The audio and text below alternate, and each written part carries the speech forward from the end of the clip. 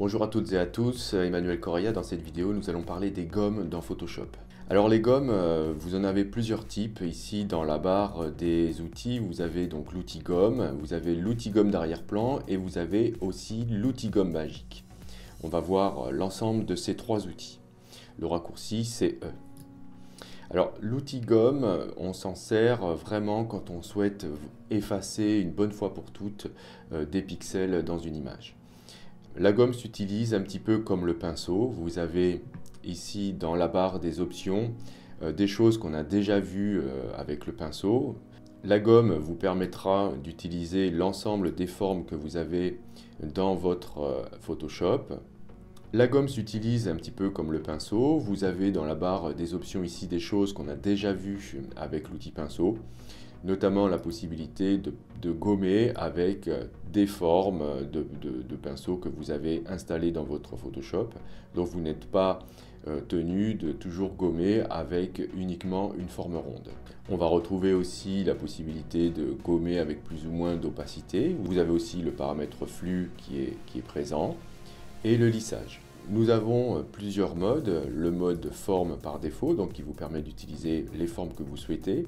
Le mode crayon, quant à lui, va pouvoir aussi réutiliser toutes les formes que vous avez.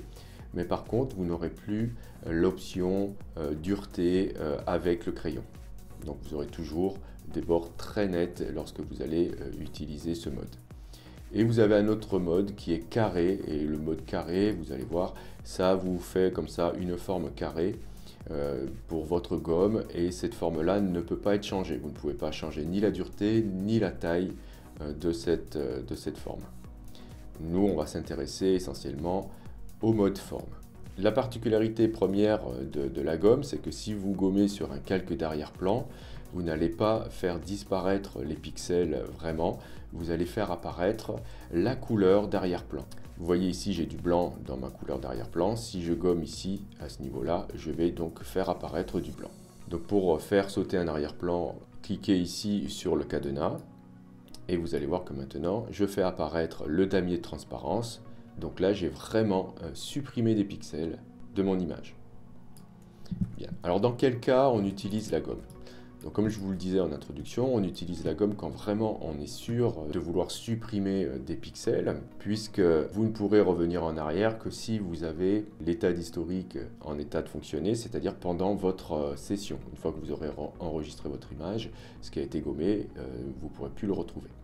Donc concrètement, dans quel cas on a besoin de gommer ? Bon, par exemple ici, je souhaite ajouter ces goélands dans mon image. Bien, j'ai utilisé pour faire la sélection, l'outil de sélection rapidement, comme ça j'ai pu faire une sélection de mes oiseaux. Et là, vous voyez, j'ai omis exprès pour l'exercice toute cette partie-là qui est en dessous de son aile. Je vais amener les goélands dans mon image en les faisant glisser comme ça sur l'onglet avec l'outil de déplacement. Je maintiens le clic et je lâche. Les goélands sont peut-être un peu gros, je vais les redimensionner avec l'outil de transformation manuelle, CTRL-T sur PC, CTRL-T sur Mac.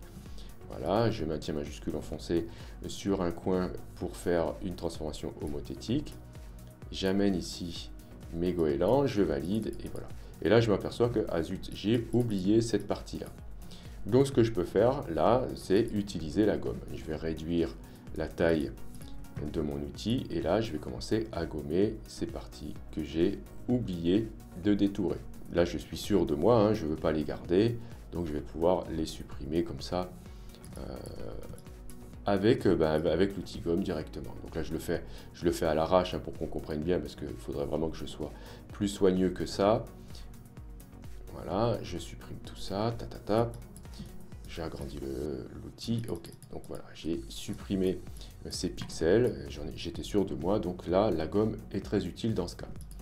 Ok, donc elle pourrait me servir aussi, par exemple, de supprimer directement ce goéland. Si j'en avais besoin que d'un seul, je pourrais très bien dire, bon allez, finalement, celui-ci, j'en veux pas, hop, je supprime. Tant que vous êtes en cours de travail, si vous faites CTRL-Z, bien sûr, vous allez retrouver ce que vous avez gommé, évidemment. Hein. Ça, c'est lié au panneau d'historique. Vous avez donc, à chaque fois que vous allez gommer, vous aurez évidemment un état d'historique qui va se créer. Vous pourrez revenir en arrière tant que vous n'avez pas sauvegardé votre image et tant que vous n'avez pas dépassé le nombre d'états d'historique disponibles. Vous avez une option intéressante avec la gomme, c'est effacer de l'historique. Admettons que je souhaite effacer cette mouette, mais cette fois-ci de manière non destructive afin de pouvoir revenir en arrière. Regardez ce que je vais faire. Je vais ajouter un calque par-dessus, un calque vide, donc en cliquant sur l'icône ici de nouveau calque. Et je vais activer l'option effacer de l'historique. Et ensuite, je peins comme ça avec la gomme sur le goéland afin de le faire disparaître. Et vous allez voir qu'en fait, le résultat de l'effacement a été créé sur le calque que je viens de faire. Je vais afficher uniquement ce calque pour le voir. Donc, si vous faites Alt-clic au niveau de l'œil ici, vous ne verrez que le calque en question. Tous les autres seront cachés. Donc là, on voit très bien le résultat de l'effacement. Donc, ça m'a fait apparaître sur ce calque le ciel. Et du coup, alors je vais refaire Alt-clic sur l'œil pour réafficher les autres calques. Du coup, voilà, si je souhaite revenir en arrière, je n'aurai plus qu'à cacher ce calque pour refaire revenir la mouette. Si vous le faites avec un calque qui n'a rien en dessous, je vais décocher ici, effacer l'historique. Regardez ce que ça fait. J'efface ici. Je perds donc les pixels puisque la gomme me les efface. Si je clique à nouveau ici sur effacer de l'historique, je vais faire revenir ce que j'ai peint, ce que j'ai effacé. Donc voilà, ça c'est une petite particularité de la gomme qui peut être intéressant. Bien alors, l'usage des formes, ça peut être utile dans certains cas. Mettons ici que j'ai envie de faire un mur comme ça avec de l'herbe devant. Regardez, je vais amener cette image-là dans mon mur. Hop, voilà, ici. Et je vais effacer dans ce calque les parties qui ne m'intéressent pas. Donc ici, tout le ciel et les moutons. Si vous appuyez sur majuscule après votre dernier clic, vous allez faire une ligne droite à partir du dernier point. Donc ça marche aussi avec le pinceau. Voilà, donc j'efface tout ça d'un coup. Et admettons que je souhaite ici faire apparaître de l'herbe pour avoir des petits brins comme ça. Je vais aller chercher ici une forme que je suis allé télécharger sur Internet. Donc vous allez trouver des formes de n'importe quoi sur Internet. Donc là, je suis allé chercher des formes de brins d'herbe, voilà, comme ça. Je réduis un petit peu la taille de cette forme. Je vais ici activer le paramètre de forme. Et là, je vais inverser ma forme. Donc maintenant, je peins comme ça avec une symétrie sur Y. Et regardez ce que je fais. Si je peins comme ça, alors je vais cacher ça. J'efface donc avec une forme. Et je vais pouvoir faire apparaître du coup des brins d'herbe. Ça peut être un exemple d'application avec une forme par exemple, pour la gomme. Je vais revenir sur cette image ici, je vais virer ma forme, je vais revenir avec une forme normale, et je vais vous montrer que je pourrais aussi très bien effacer une forme avec juste, après avoir fait une sélection comme ça, il me suffit d'appuyer sur la touche supprime pour effacer des pixels. Donc vous avez aussi cette possibilité là, donc là c'est pas la gomme mais c'est une autre façon de faire. Attention, lorsque vous allez supprimer de cette manière là sur un calque avec un arrière-plan, par exemple ici si je reprends les moutons, regardez, là ici je suis en face d'un arrière-plan, si je souhaite supprimer ce mouton, je vais le sélectionner comme ça, si je fais supprime, je vais ouvrir la commande remplir qui est réglée par défaut sur contenu pris en compte. Si je valide en faisant OK, vous voyez, le mouton a été effacé et le logiciel a essayé de reconstruire ce qu'il y avait autour du mouton grâce à l'option contenu pris en compte. Ça, on le verra plus tard avec les outils correcteurs. Mais voilà, retenez que si vous faites supprime après avoir fait une sélection sur un calque d'arrière-plan, vous allez ouvrir la commande remplir avec. Et si vous utilisez contenu pris en compte, vous allez pouvoir comme ça effacer des éléments, même si là vous voyez ça n'a pas vraiment tout à fait marché, mais on verra comment corriger ça plus tard. Donc là pour l'instant on reste dans la gomme, mais c'est juste pour vous dire ça. Alors maintenant, je vais revenir en arrière. Si j'avais un masque de fusion, donc je vais ajouter un masque de fusion, et vous rappelez-vous du cours sur les masques de fusion, ça vous permet d'être vraiment beaucoup plus flexible que la gomme. Ici, donc, si je peins en noir, je vais pouvoir effacer. Mais cette fois-ci, j'aurai toujours la possibilité de revenir en arrière, hein, puisqu'ici je suis sur un masque de fusion. Donc si je peins en blanc, je vais pouvoir comme ça revenir en arrière. Qu'est-ce qui se passe si on gomme alors dans un masque de fusion? Je vais recommencer, je vais peindre en noir pour effacer la mouette, voilà. Et bien, si vous utilisez la gomme dans un masque de fusion, en fait, vous allez effacer tout ce qui est noir dans un masque. Voilà, vous allez du coup refaire réapparaître les pixels masqués avec la gomme.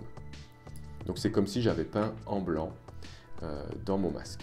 Voyons maintenant l'autre type de gomme qui est l'outil gomme d'arrière-plan. Je vais utiliser cette image-là pour vous illustrer un petit peu le fonctionnement de cette gomme.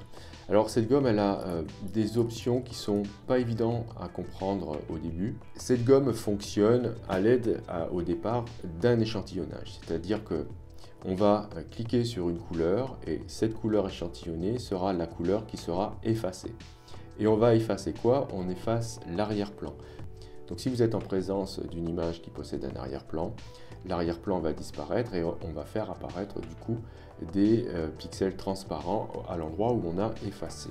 Vous avez plusieurs modes de fonctionnement. Par défaut, on est en échantillonnage continu, c'est-à-dire que lorsque l'on va utiliser cette option, à chaque fois que l'on va faire glisser le curseur, tous les pixels qui seront au-dessus du curseur seront effacés. Mais à quel endroit l'échantillonnage se fait? L'échantillonnage se fait au niveau de la croix. Vous avez une croix au milieu de votre forme et c'est à ce point-là précis que l'échantillonnage se réalise. Vous pouvez changer la taille de votre forme, okay. Vous pouvez avoir une dureté forte égale à 100% ou à 0. Hein. Vous pourrez tourner la forme, la réduire, etc. comme avec l'outil pinceau, sauf que vous n'aurez pas d'autres types de formes. Ce sera forcément une forme ronde ou elliptique. Je vais vous montrer donc comment ça fonctionne. Vous allez voir que ça marche très bien lorsqu'on a des zones qui sont très franches, très marquées. Là, ici, je suis en présence de deux aplats de couleurs, donc ça va très bien marcher. Je vais cliquer à ce niveau-là et je vais faire très attention de ne pas faire rentrer la croix dans l'objet que je souhaite détourer. Vous voyez, si je rentre ici dans le chat, hop, automatiquement, je vais échantillonner la couleur bleue. Donc, je vous le remontre comment ça marche. Ici, je vais cliquer à ce niveau-là, donc au-dessus de l'oreille, vous voyez que ma croix est dans le blanc, donc c'est cette couleur-là qui va être échantillonnée, c'est cette couleur-là qui va être supprimée. Okay, donc, je vais pouvoir comme ça aller assez vite, puisque le blanc, là, est vraiment très différent du bleu, donc pas de souci de me tromper, quoi. Vous avez une tolérance ici, donc ça fonctionne comme avec la baguette magique. Donc si vous voyez que vous êtes en train d'échantillonner des couleurs aussi qui sont proches de votre sujet, vous allez baisser la tolérance. Okay. Et si vous voyez qu'au contraire, ça ne marche pas vraiment, vous allez augmenter la tolérance. Faites attention, si vous avez une tolérance de 100%, regardez, vous allez vraiment effacer beaucoup trop de choses. Vous voyez, là, je commence à effacer du bleu. Vous avez ici des options de limite. Vous avez discontigu, contigu et au contour. Je vais vous montrer à quoi ça sert. Je vais revenir en arrière pour qu'on puisse bien comprendre. Voilà, j'augmente ma forme. Et ici, j'ai l'option discontigu qui est activé. Discontigu, vous voyez ce que ça fait. Vous voyez ici, j'ai ma forme qui est très grande. J'ai échantillonné sur la partie gauche de la queue du chat. Et vous voyez que même les couleurs qui sont à droite de la queue ont été supprimées. Discontigu signifie que je vais aussi échantillonner les couleurs qui ne se touchent pas. Vous voyez là, la queue, elle fait une limite, une espèce de frontière de couleurs, mais même ce qu'il y a au-delà de cette limite a été effacé. Tandis que si je mets ici l'option contigu, vous voyez que là, je ne vais pas effacer ce qui se trouve derrière la frontière donc de couleurs là, qui se trouve au niveau de la queue. Voilà, alors je vous remontre avec discontigu. Là, cette fois-ci, voilà, je vais pouvoir comme ça effacer aussi les couleurs qu'il y a au-delà de la limite. Pareil ici au niveau des pattes. Donc là rapidement je vais pouvoir comme ça détourer hop mon chat et après si je souhaite donc supprimer le reste, je peux faire une sélection comme ça rapide de l'ensemble. Je vais inverser ma sélection et je vais utiliser la touche supprimer pour supprimer le reste. Et là, j'ai fait un détourage à l'aide de l'outil gomme d'arrière-plan. On va voir d'autres options avec cette gomme. Ici, je prends un chat qui a un fond un petit peu plus coloré. Vous avez ici une autre option qui va vous permettre d'échantillonner une seule fois. Je vais vous montrer ce que ça fait. Si j'échantillonne une seule fois, ça veut dire qu'à l'endroit où je vais cliquer, la couleur qui sera donc sélectionnée, et en fonction de la tolérance que j'ai rentrée, ce sera uniquement cette couleur-là qui sera supprimée. Vous voyez, si je clique dans le vert ici, je vais pouvoir supprimer bien ce vert, mais au bout d'un moment, vous allez voir que voilà, la couleur que j'ai échantillonnée ne correspond plus à la couleur de mon arrière-plan, donc ça n'efface plus rien du tout.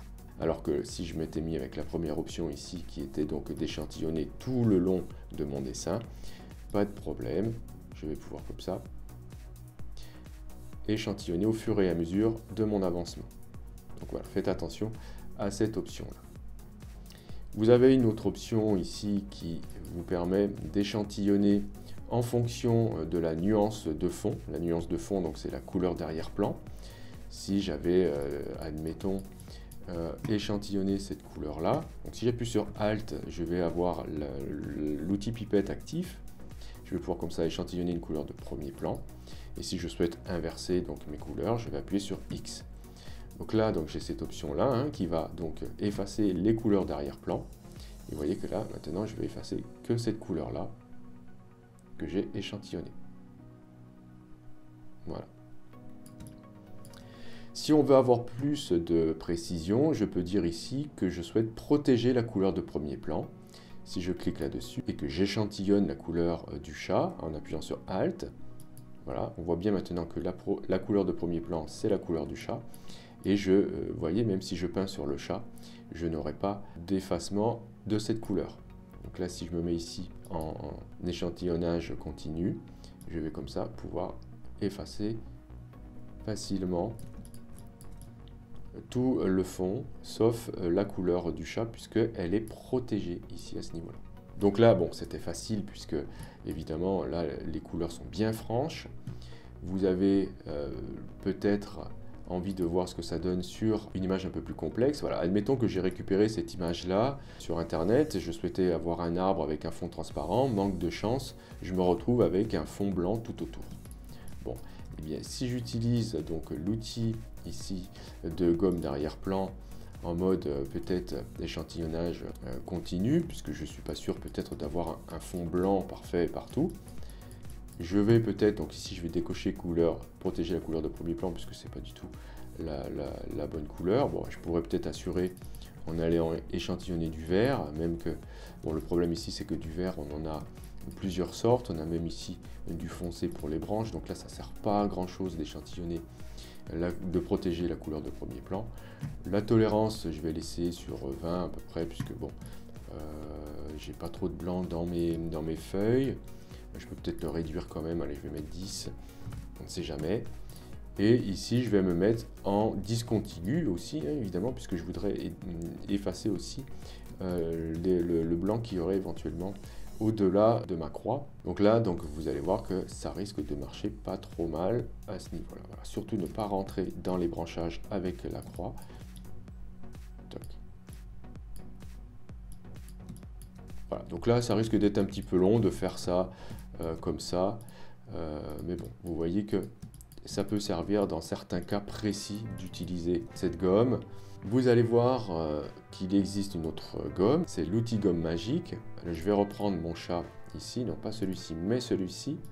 Je retourne dans l'historique, je clique ici sur l'instantané pour retrouver mon image d'origine. Et la gomme magique fonctionne un petit peu comme la baguette magique. Vous avez ici une tolérance et la possibilité d'échantillonner tous les calques et de travailler en mode contigu, donc c'est-à-dire en effaçant les pixels qui se touchent ou non, en décochant du coup l'option. Lissage, je vous conseille de le laisser cocher, ce qui vous permettra d'éviter les découpages en escalier. Et très rapidement, ce que ça fait, regardez, ici je vais échantillonner donc le blanc, et je vais cliquer une seule fois, tac, et ça m'aura effacé toute cette couleur-là, donc le blanc, de mon image. Si j'avais fait l'inverse, si je clique sur le chat, ça va effacer le bleu, puisque c'est le bleu qui a été échantillonné. Bien, alors concrètement, là, vous allez voir que sur l'arbre, ça va marcher beaucoup mieux que l'outil qu'on a utilisé tout à l'heure. Je reviens ici en arrière, voilà, je me remets avec mon fond blanc. J'ai donc un calque d'arrière-plan et je souhaite effacer tout le blanc de mon image. Je vais cliquer dans le blanc avec une tolérance moyenne de 30, ça risque de marcher. Là par contre, vous voyez, si je laisse cocher contigu, donc je clique une fois, tac, ça marche pas mal, sauf que on s'aperçoit que j'ai ici, voilà, je mets un fond, on s'aperçoit que voilà, tous les pixels blancs qui ne se touchaient pas n'ont pas été effacés. J'aurais dû ici décocher contigu. Et dans ce cas, si je recommence sur une partie blanche, donc au niveau de mon calque 0, tac, ça m'aura tout effacé. Voilà, ça c'est très pratique lorsque vous récupérez des images avec un fond blanc, que vous souhaitez les détourer très rapidement, vous allez utiliser l'outil gomme magique, ça va très très vite. Alors dans certains cas, vous allez voir que ça marche moyen. Ici, j'ai donc un avion avec un ciel qui est assez uniforme, sauf que derrière ici, j'ai des parties un peu blanches. Si j'utilise la gomme magique à ce niveau-là, tac, ça va marcher pas mal, sauf que je vais avoir des oublis ici à ce niveau-là, vous voyez. Donc là, je vais essayer d'effacer ça. Sauf que, vous voyez, donc j'ai cliqué dans le blanc du nuage et malheureusement j'avais aussi du blanc dans le train d'atterrissage là. Donc dans ce cas, je peux bien sûr décocher contigu pour essayer de voir si ça ne va pas arranger les choses. Je vais augmenter du coup la tolérance. Voilà, tac, tac, tac. La tolérance n'est peut-être pas encore assez forte. Voilà, donc c'est un petit peu long quand même. Je peux après prendre l'outil gomme et puis du coup aller effacer. Attention parce que là j'ai effacé l'historique, c'est pas ce que je veux. Je vais voilà, prendre la gomme et effacer tout le reste. Donc cet outil vous permettra peut-être de gagner du temps avec des fonds qui sont bien unis. C'est un petit peu difficile de le faire avec des fonds qui ne sont pas tout à fait uniformes, comme par exemple l'avion ici, ou cette image-là, l'image de la rose, là, si j'essaye de le faire à ce niveau-là. Je vais prendre la gomme magique, tolérance 30. Je peux cocher contigu puisque j'ai pas vraiment envie d'aller effacer ce qui se passe dans la rose. Tac, je clique là, je clique là, je clique là. Je vais devoir le faire plusieurs fois. Et là, vous voyez, là, ici, forcément, quand je zoome, on voit bien que cette couleur-là est très proche de ce qui se passe dans la rose. Donc, voilà. Ça ne marche pas toujours nickel, évidemment. C'est tout à fait normal. Donc là, il y aurait peut-être mieux fallu, je vais revenir en arrière, mieux fallu plutôt utiliser un outil de sélection de type sélection rapide, par exemple, pour aller sélectionner la rose et ensuite effacer tout le reste. Donc si je prends l'outil de sélection rapide, je vais pouvoir, j'augmente l'outil, je vais pouvoir rapidement faire une sélection de la rose. Voilà.